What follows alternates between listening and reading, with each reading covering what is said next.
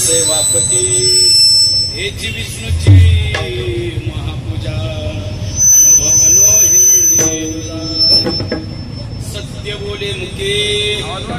सत्य बोले मुखे दुःखवी अनेकांचे दुःखे हेची विष्णूची अनुभवनो हे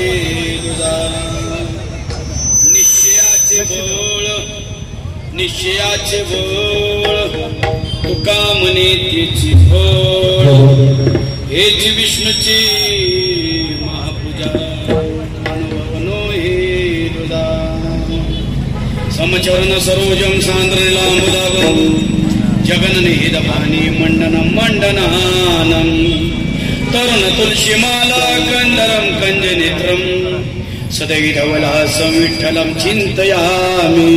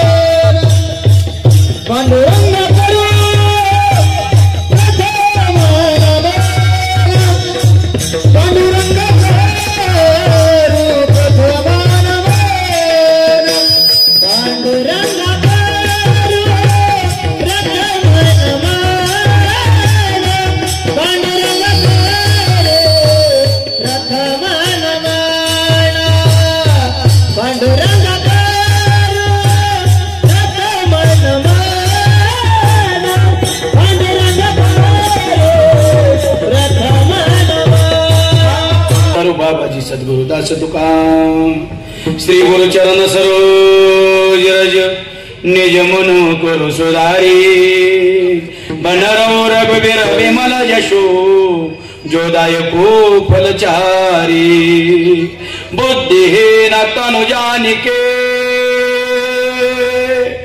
सुमिरो पवन कुमार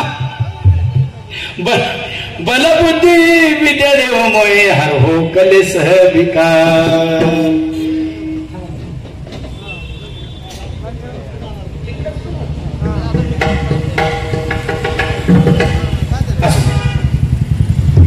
प्रसंगी आपल्या सातारा शहरामध्ये स्वर्गीय श्रीमंत छत्रपती अभयसिंहराजे भोसले साहेब उर्फ आपण सर्वजण त्यांना आदराने भाऊसाहेब म्हणायचो त्यांच्या पुण्यतिथी निमित्त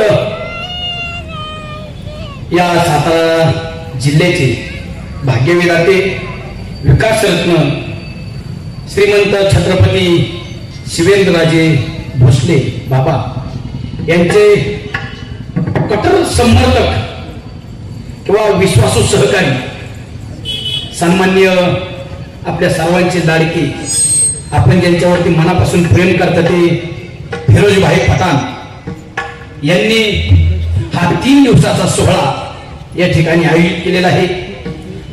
त्यानिमित्त पहिल्या दिवसाची कीर्तन रूपी सेवा माझ्या वाट्याला आलेली आहे आणि मी सेवेकरता घेतलेला भग्न वैराग्याचे महामेरू जगदवंदनीय जगद्गुरु तुकोबाराय यांचा 4 चरणाचा अभंग सेवेकरता घेतलेला. या अभंगाच्या माध्यमातून जगद्गुरु तुकोबाराय आपल्याला भक्तीची लक्षणं सांगताय, सेवेची लक्षणं सांगताय, कशा पद्धतीने सेवा केली पाहिजे, कोणाची केली पाहिजे याचा अनुवाद करताय.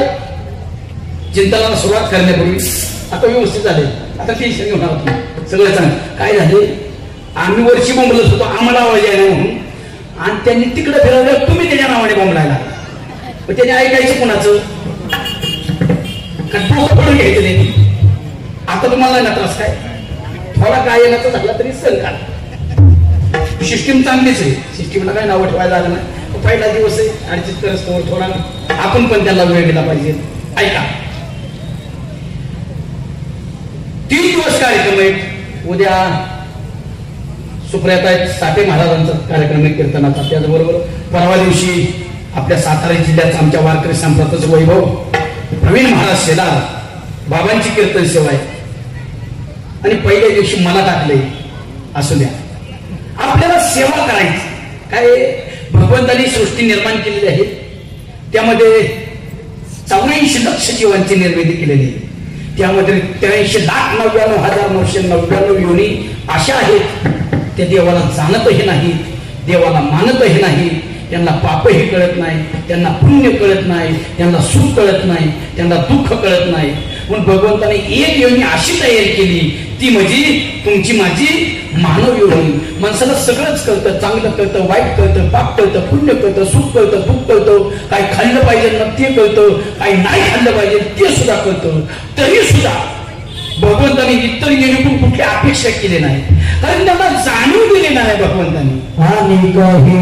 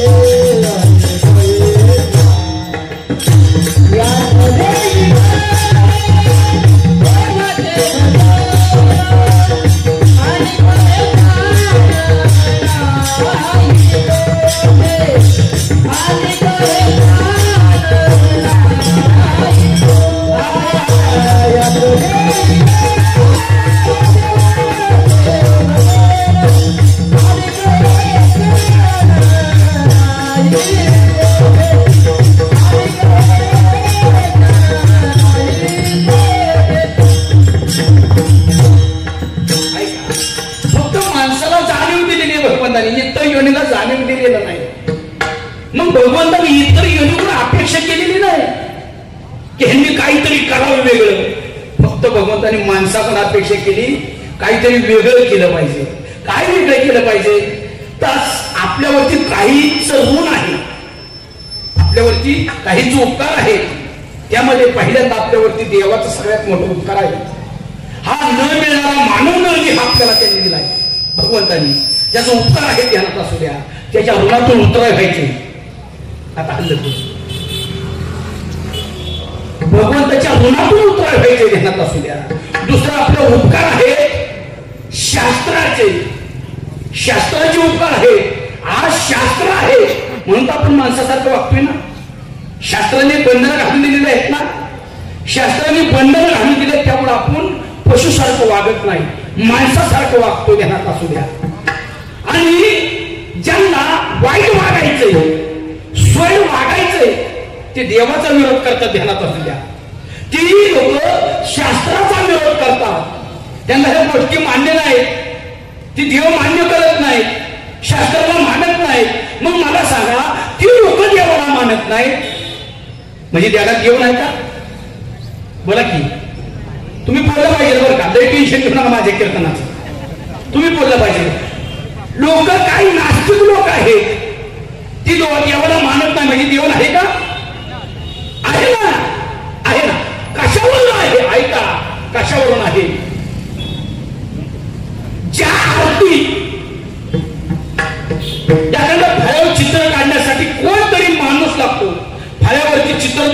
शकत नाही.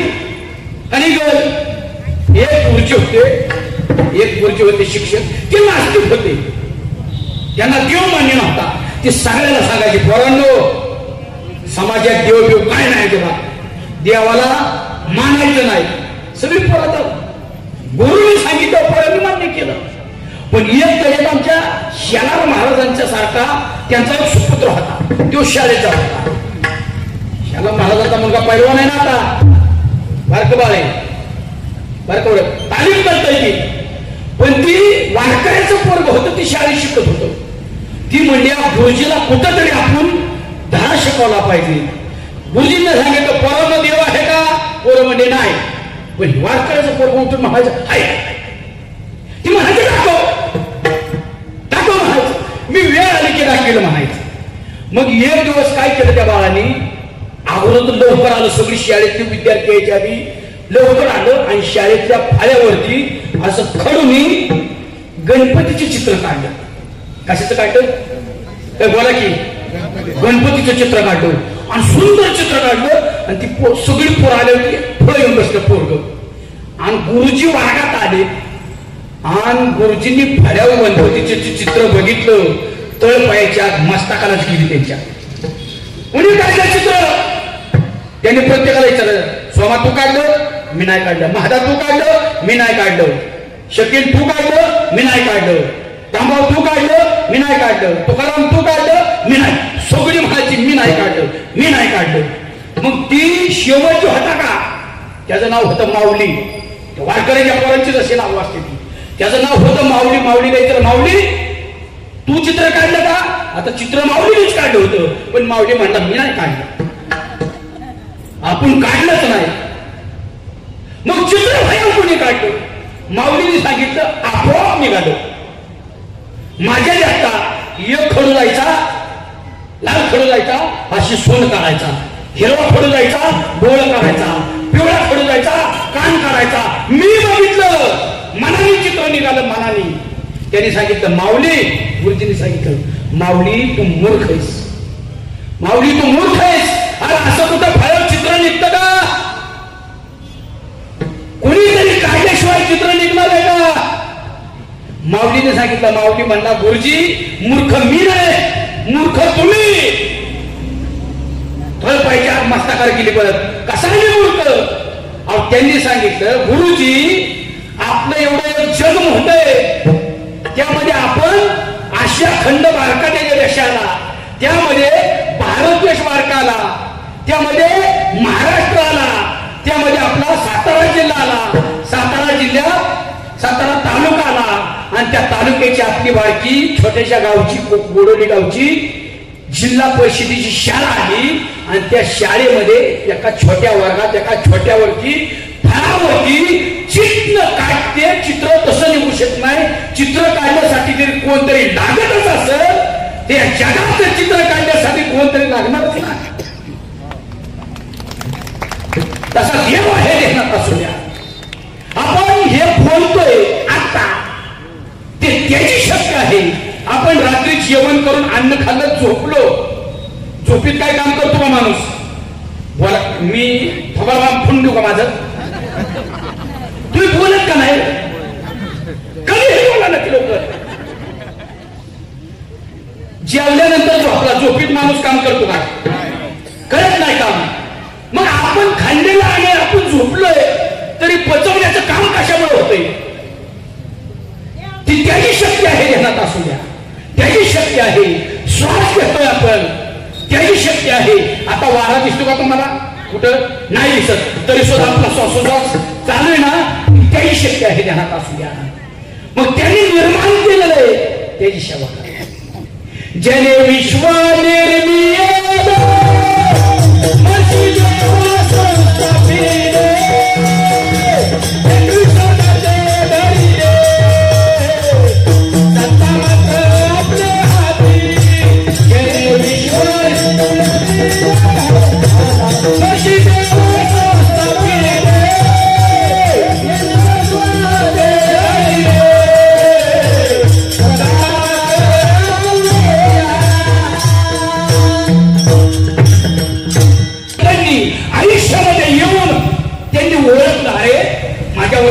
समाजाचे उपकार आहेत,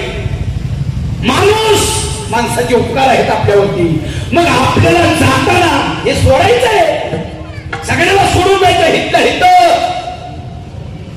मग आपल्याला विचारणं होणार आहे पुढं. हे सोडल्यावर तुम्ही असं समजू नका, भ्रमात राहू नका की आम्हाला कोण विचारणार आहे. सगळी विचारणं होणार आहे.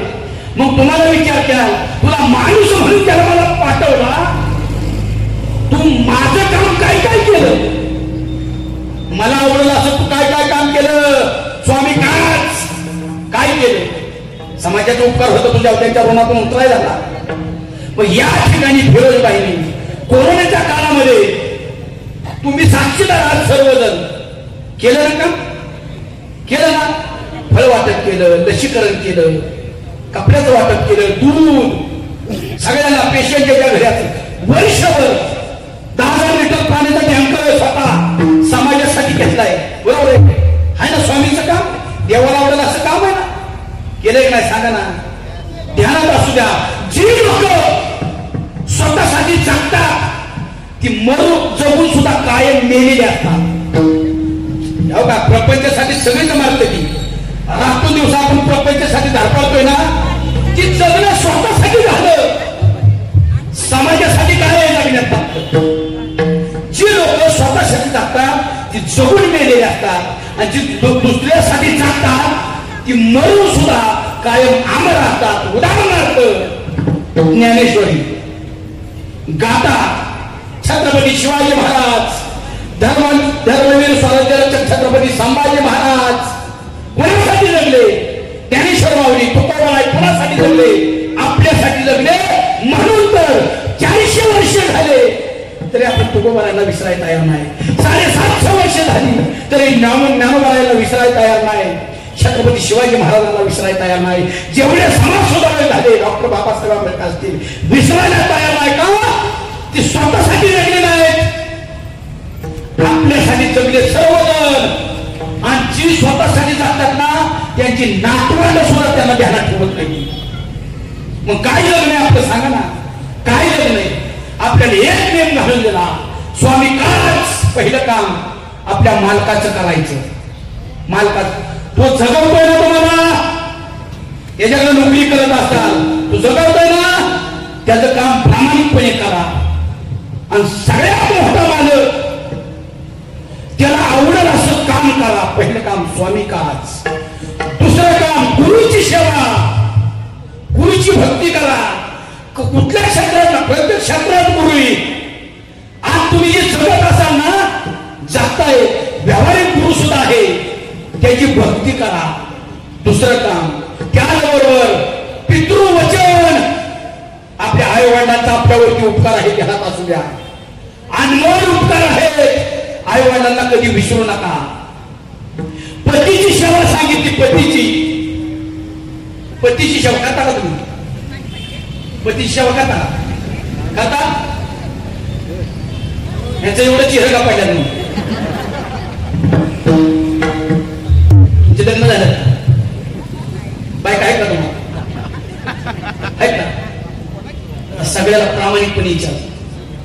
ज्याला तुम्ही ऐकू नका, तुम्ही ऐकू नका. ज्याला संसारामध्ये 100% चांगली बायको मिळाली त्याने हातवर करा, त्याचा हित सत्कार करा.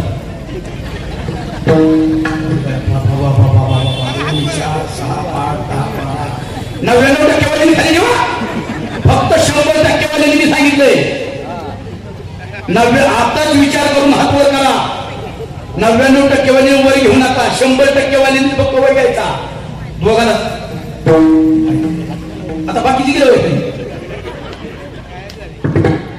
2-4 जणांना मिळेल. बरोबर आहे. आता तुम्हाला प्रामाणिकपणे काळूबाईची शपथ आहे, ज्यांनी हातवर केलं.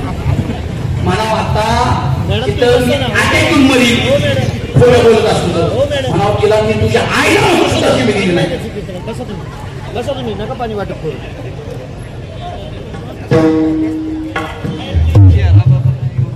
ताई पाणी नका देवा. हो ताई, एका तासाने काय बोलत नाही ती, तुम्ही देऊच नका. मी आहे ना, मी घेतो जबाबदारी, घेतो पाठवर, म्हणत नाही कोणीची. एवढं जाय म्हणजे आता नका जाऊ. लय ताण लागते नाही होणार. एक तासभर कोणी पाणी पण प्यायचं नाही. मी आहे काय झालं सगळं नाव लिहून घेतो मी. नाव लिहून घेतो. ती तू कोणाचं आमचं ऐका दिली ना शिवी त्यांना 100% चांगली असून का दिली मस्ती आली. बरं आता ह्यांचं बोलू दे. आता तुम्हाला विचार पहिलीला 1,500 असेल ना. हा जिला जिला विचार करून हातवर करायचा.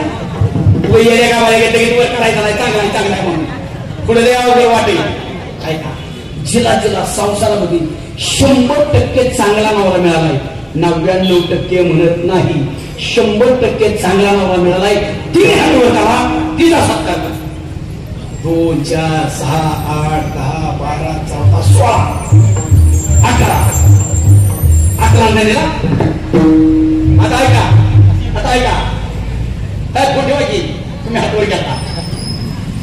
ऐका तुम्हाला कळवायची शब्द जी बायको आजपर्यंत आपल्या स्वतःच्या नवऱ्याला जी बायको आजपर्यंत आपल्या स्वतःच्या नवऱ्याला त्याला इकरी शब्दात बोलली नाही तिने हातवर करा. ह्यो बाबा असाच आहे, ह्यो बाबा तसाच आहे, ह्यो आईचंच ऐकू बहिणीचंच ऐकू.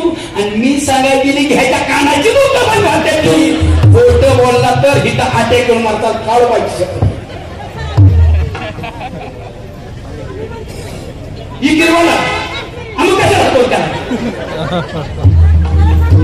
तुमचं हे आलं का तू किती हात त्याला आलं का तुमचं आलं का इथं आलं का तुमचं आलं ना. तुम्ही हात वर केला ह्यांचं काय तुमचं होतं हात वर करायला. आता घरी जाऊन मिटवा. आता हिथं भांडत बसू नका.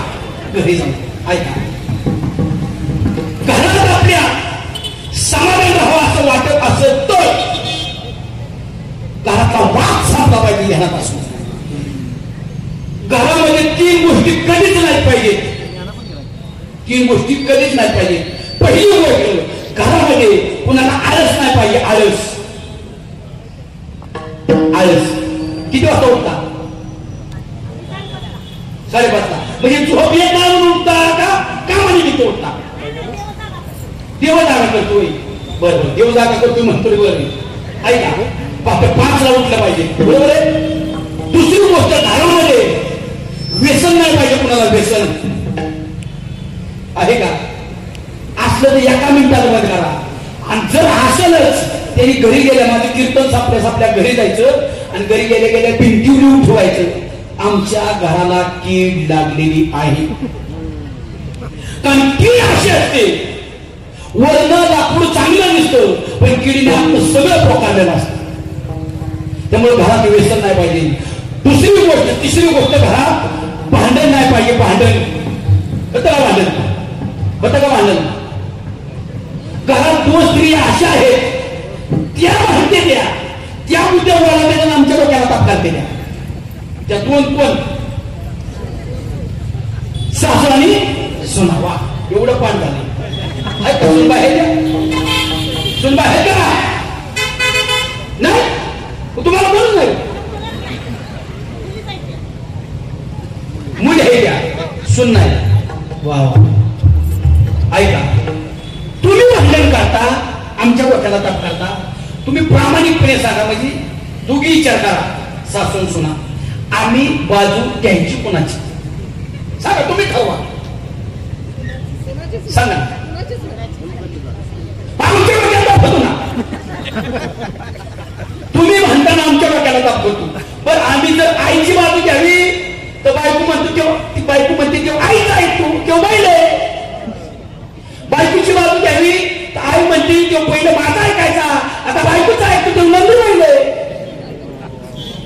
आम्ही ऐकायचं कोणाच सांगा ना. आम्ही कोणाचंच ऐकत नाही. कारण आमच्यापाशी काहीच इलाज नसतो. आमच्यापाशी एकच इलाज असतो फक्त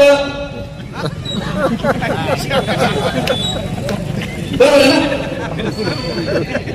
कोणाची घ्यायची कोणाची आता मी तुम्हाला सांगतो, तुम्हाला असं वाटतंय का सासूची सुनेची कधीच भांडण झाली नाही पाहिजे?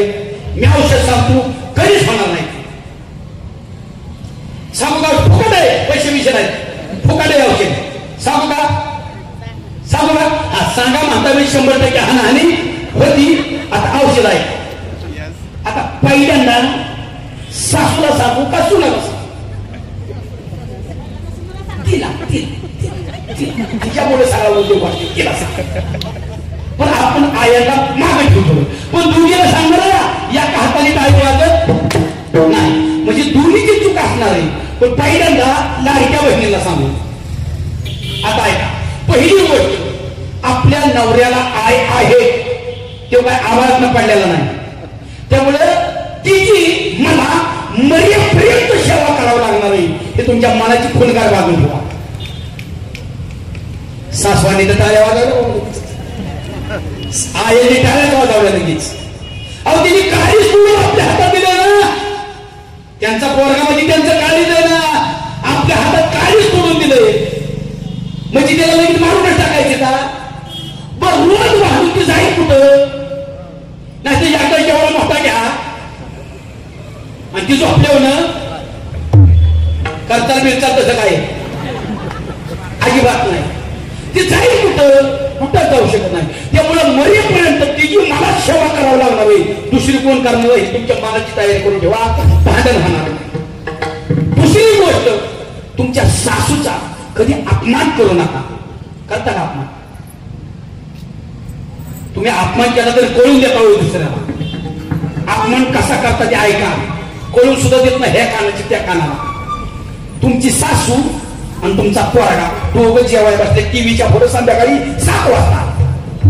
तुम्ही दोघाला 2 ताट करून आणून वाढता आणि जाता जाता तुमच्या पोराला म्हणता, कोणाच्या? सासूला नाही म्हणत, तुमच्या पोराला म्हणता कीर कीर कीर, फुकाटचं कीर म्हणता. कोणाला? पोराला. आणि म्हणायचं असतं कोणाला? शाबास. इथले तर दूध का दूध आणि पाणी का पाणी करून अपमान करू नका. तिसरी गोष्ट, कधीतरी, रोज म्हणत नाही, कधीतरी तुमच्या सासूचं प्रेमाने हातपाय दाबा. अगं बाई, पहिली 2 बरी होती, पण तिसरं काही मध्येच काढलं. तिसरं आणि मी हातपाय दाबून दाबा. काय होईल सांगा ना? आपल्या आईचा आपण हातपाय दाबत नाही का? दाबतो का नाही? मग नवरीच्या आईचं दाबलं म्हणून काय होईल? पुण्यच घडेल ना, कळेल ना? त्यामुळे कधीतरी दाबा. आणि मी सांगितलंय प्रेमाने दाबा, नाही तर असं दाबा उलटी पालटी करून टाका म्हातारी. मीच पाहिजे का खास आणि माझ्या कीर्तन मान काय लय का सांगा ना. मरेपर्यंत तुमच्या घरात भांडण होणार नाही. पूर्वी म्हातारी जुने विचाराची आज फळफळा बोलली, बोलून बोलून तो किती शाळी नाही, एक पाऊल मागे झाला तुम्ही वाटच होणार नाही. आणि तुमची इतकी ताकद आहे घरात असू द्या, तुमची इतकी ताकद आहे. तुम्ही जर पहिल्यांदा सासू सासऱ्याला जिंकलं ना, तुम्ही पहिल्यांदा सासू सासऱ्याचं नाळ केलं ना, हे बैल कुठंच जात नाही, ते तुमच्याच ऐकलं आहे. तर तुम्ही पहिल्यांदा बैल ताब्यात घ्यायला जाता, त्यामुळे घरात वाद होतो. त्यामुळे पहिल्यांदा त्याची आईबाप जिंका, तेव्हा कुठंच जात नाही. बरे बोला गेलो जाता वेळ कुठं जाऊ शकतो. ऐका, आता या सुना म्हणत्याल की बाबा आम्हाच मगाच्या बसणं जाऊ तुम्ही, आमची म्हातारी किती खोडीची ह्याला काय म्हणतात. त्यामुळे आता आया, अरे या हाताने काय वाजत नाही. आता आया, तुमची सून तुमच्या घरात नोंदायला आली आहे.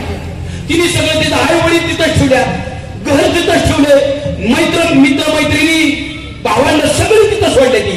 आणि युक्ती आली आपल्या घरात, युक्ती कुणाची जेव्हा आली आता काय गमला मागायची काय वाटत द्या म्हाताऱ्या सगळ्या कुणाची जेव्हा आली सांगा ना. आपली जेव्हा आली ना, मग आपल्याशिवाय तिचं दुखलं खुपलं तर बघणार कोण आहे सांगा ना. तिने सांगायचं कोणाला दुखलं. मग जेवढं आपल्या मुलीवरती प्रेम करतो तेवढं सुनावरती करा ना तुम्ही. आणि दुसरी गोष्ट, तुमच्या काळात तुमच्या काळात तुम्ही किती तीर मारलो ते आताच्या नवीन पिढीला सांगत बसू नका. आमच्या काळात असंच होतं, आमच्या काळात तसंच होतं, आम्ही असंच वागायचो, आम्ही तसंच वागायचो. आमच्या काळात आम्ही एवढी चोळी घालायचो, आता तुम्ही एवढीच घालताय, एवढीच घालताय, एवढीच घालतात ना, घालतात ना. त्यांचं स्वातंत्र्य बघा आम्हाला काळाच्या बरोबर थोडं बदलाव लागला. ऐका, दुसरी गोष्ट सगळ्यात महत्वाची, संध्याकाळी 6 नंतर 5 नंतर बागेत फिरायला येतात. आया जाता का अजिबात बागेत फिरायला मंदिराचा हरिपाठ करायला. अरे बागेत गेल्यावर काय करता माहिती का? दुसरी गोष्ट, आपल्या सुनेची तक्रार शेजारणीकडे कधीच करू नका. सगळ्यात वाईट सवय, वाटपण झालं माझ्या पोराचं, का सुनायचा स्वयंपाक कोण करतो? माझ्या काळात पावशे कोळ केलं मी महिना काढायची, महिना आठवड्याला किलो लागतो सगळं कापड माझं. अरे तुला काय घेणे नाही? तुझा नवरा 10,000 कमवत होता, तिच्याला लाख रुपये पगार, तिने चपाती त्याला तोडले नाही, टाका गोडे केला तर बाबा अंगावर वाटून घेतली, पण तू गप ना. बरं जिच्याकडे तक्रार शेजारणीकडे करायला गेलाय, तिच्या सुनेने तिला 3 दहांडी, हे तुम्हाला माहिती का? कशासाठी तक्रार करता सुनेची? रोज फरक पडणार आहे का काय? तक्रार करू नका. आणि तिसरी सगळ्यात मोठी गोष्ट, तुमचा पोरगा बाहेरनं दमून आल्या, तुमचा पोरगा बाहेरनं दमून आल्या तुमच्या सुनेची तक्रार तुमच्या पोराकडे करू नका. तुमच्या सुनेची तक्रार तुमच्या पोराकडे करू नका, कारण तुमचा पोरगा तिचं काहीही करू शकत नाही. काय करेल? काय करेल? वागेल का तुमचा पोरगा? वागेल का? वाघ होता, आता त्याच्यावर दुर्गा वाचल्यामुळे त्याचं मांदार झालं, हे तुम्हाला सांगायला लागेल का? काही फरक पडणार नाही ध्यानात. एवढ्याच गोष्टी पाळायच्या. आणि ह्या बोलीत वाद लावणारा, तुमच्यात वाद लावणारा घरात एवढा एक वाईट प्राणी आहे. सुनेच्या दृष्टीने ते देव माणूस, ते कोण? आले आले बरोबर. हा कोण? सासरा. यांनी बरोबर वाटतो, भुरी लावणार. सासरा असा प्राणी, सुनेच्या दृष्टीने देव माणूस आहे. सुनेजीने तक्रार केली ना सुनानी, अहो मामाजी बघा की ऐका नाही, हल्ली फार चिडचिड करतात, किरकोळ कारणानं भांडण करतात, रागराग करतात, आदरापट करतात, रुसून बसतात. अशी सुनानी तक्रार सासऱ्याने गेल्यावर सासऱ्याने कुणाची बाजू घेतली पाहिजे? आपल्या स्वतःची बाजू घेतली पाहिजे ना, आपल्या म्हातारीची बाजू घेतली पाहिजे ना. तिने काय म्हटलं पाहिजे? सुनबाई तिने पहिल्यापासून लय हाला दिवस काढल्यात, ते आता आजारी असती, वय झाले, ती थकली, तू थोडी समजून घे, असं हे म्हणलं पाहिजे ना. म्हटलं बघ की अवलादी तशा म्हणलंच नाही, ती पहिल्यापासून तशीच आहे, मी कशी सांभाळली ती माझी मला माहिती. त्यामुळे सुनाला वाटतो सासरा माझा देव माणूस. बरोबर आहे का? बरोबर आहे.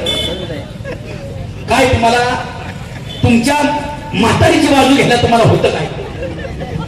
तिने तुमच्या आयुष्यात आल्यापासून तुमच्या खांद्याला खांदा लावून साथ दिली नाही, सगळ्या दुःखात साथ दिली नाही, सुखात दुःखात साथ दिली. तुमच्या गरिबीचं तिने कधी माहेरात बाजार मांडला, दुसऱ्या वर्षी तक्रार केली. तुमची वाईट परिस्थिती होती, तिला दसऱ्याला तिने साडी मागितली, तुम्ही दिवाळी झाल्यावर आणून तिने तक्रार केली का? म्हणजे तुमच्या दुःखात साथ दिली, गरिबीच्या झाड तिने सोसल्या. आणि आता वय झाल्यानंतर, ती म्हातारी झाल्यानंतर तुमच्या सुना देखता तुम्ही तिचा अपमान करता अपमान? योग्य आहे का? फक्त सांगा. तुम्ही तर तुमच्या सुना देखता तिचा अपमान केला ना, तुमच्या मागे ती तुमची सून तिचा डबल अपमान करणार आहे. तिने तक्रार सांगायची कुणाकडे? म्हातारीने तुमच्या. आणि ध्यानात असू द्या, एकदा आपल्यावरती मनापासून प्रेम करणारी व्यक्ती निघून गेली ना, ज्याची चुडी फुटली ना म्हातारपणी, त्याला जाऊन भेटा. मग आपली कशी असू द्या, आपली पाहिजे होती राव. एकदा मनापासून प्रेम करणारी व्यक्ती निघून गेली ना आयुष्यातनं, तिथनं पुढचं सगळं आयुष्य माणूस केवळ मरण येत नाही म्हणून जगतो, ध्यानात असू द्या, मरण येत नाही म्हणून. आणि मरण येत नाही म्हणून जगणं त्याला रोज मृत्यू बघणं म्हणतात, रोज. कळलं का? त्यामुळे कसली असू द्या, म्हातारी असू द्या आपली, त्यामुळे सगळ्या सासऱ्यांनी आता कीर्तन झाल्यावर जाताना फुलाच्या गाड्या होत्या, फुलाच्या, गुलाब घ्या गुलाब, आणि म्हातारे लोक ओट ओट. आत्ताच कीर्तन ऐकून आलोय म्हणा गेला आय लव्ह यू. का म्हातारपणी प्रेम करायचं असतो, फक्त तरुणपणातच करायचं असतो. अरे म्हातारं झालं होतं लय प्रेम करणार, फक्त फुल जाताना घेऊन जाताना फुल गेल्यावर आठ माझी आपल्याच म्हातारीला द्या, नाही तर ह्या वयात खबर करून द्यायचा. प्रेम सुख दे, प्रेम सुख